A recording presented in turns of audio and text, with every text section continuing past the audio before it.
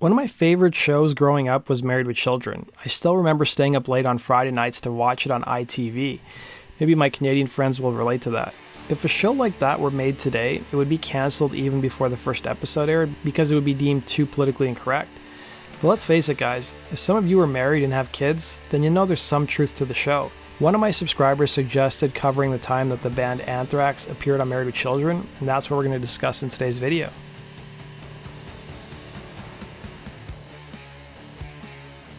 Married with Children would premiere on Fox Television back in 1987 and run 10 years, making it the longest-running live-action sitcom on Fox. The show was the antithesis of your model American family that was captured on television shows by programs like The Cosby Show and Growing Pains that came before it. But the show's humor also rubbed some people the wrong way, including the religious right and so-called family values types, some of which tried to boycott the show and pressure advertisers to stop running ads during the show's time slot. Of course, it would fail and only resulted in more people becoming interested in Married with Children. By the late 80s and early 90s, the program was a staple of Fox's weekly schedule. While the show had a loyal fan base, it never garnered massive ratings, largely because, unlike NBC, ABC, and CBS, Fox was a pretty new network and didn't have the same number of local affiliates who could broadcast the show throughout the country, especially in the show's early days. By the early 90s, though, things would improve a bit, especially after Fox got the rights to broadcast the NFL. In 1990, Anthrax would release their album Persistence of Time. They would have a 2-year promotional cycle for the record, and it would see them tour with Iron Maiden and play as part of the Clash of the Titans tour alongside Slayer and Megadeth and an up-and-coming Seattle band at the time named Alice in Chains. In the early 90s, a woman named Missy Collazo, who worked for Anthrax's label at the time, Megaforce, used to place weekly calls to Fox Television trying to get the band on The Simpsons since they were huge fans. One day, Fox would call them back, but it wasn't The Simpsons, but rather a producer from Married with Children. The show was looking to have a heavy metal band for one of the episodes they were filming for season 6, and the members jumped at the chance, and they already knew the cast from Married with Children since they'd previously played in a charity softball game together. Anthrax would appear on episode 18 of season 6 titled My Dinner with Anthrax. It would air on February 23, 1992. The band would spend a week on set in Hollywood with the Bundys. They'd learn their lines, they'd do table reads, and they would film the episode. The band shot 2 days, with the second day seeing the writers rewriting some of the band members' lines.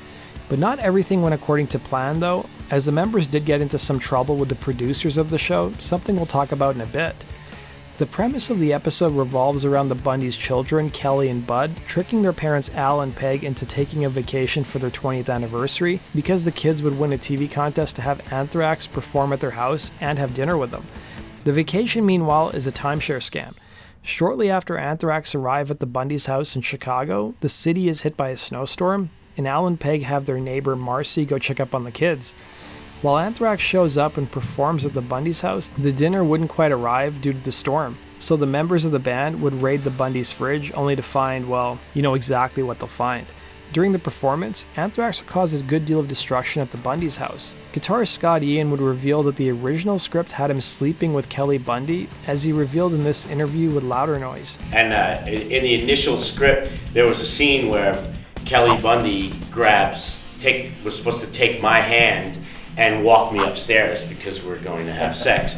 And I was so excited that, like, oh my God, this is like when all my friends, everyone who watches this show, like in some weird virtual fake TV land, I had sex with like Kelly Bundy. Like, that's fucking awesome. And then like on the Thursday, we do our table read, and that scene's not in there anymore. It's out. And I said to one of the producers, well, where's the part with Kelly taking my hand and walking upstairs? He said, Christina came in and asked if we could take that out. I was like, what? Like, why? And apparently she said, I know my character's a slut, but she's not that much of a slut. Like, you're maybe wondering, why did the members of Anthrax get in trouble with the producers of the show? During their week on set, the day before rehearsals, they took actor David Faustino, who plays Bud, out to a Metallica concert, and he arrived late to set the following day, and the producers had to have a chat with the members of Anthrax, asking them not to take him out again. The members of Anthrax themselves would admit that the time they spent working on the show was one of the best weeks of their life. MTV's Headbangers Ball would even interview the band members on set. That does it for today's video, guys. Thanks for watching. Be sure to like button and subscribe, and we'll see you again on Rock and Roll True Stories. Take care.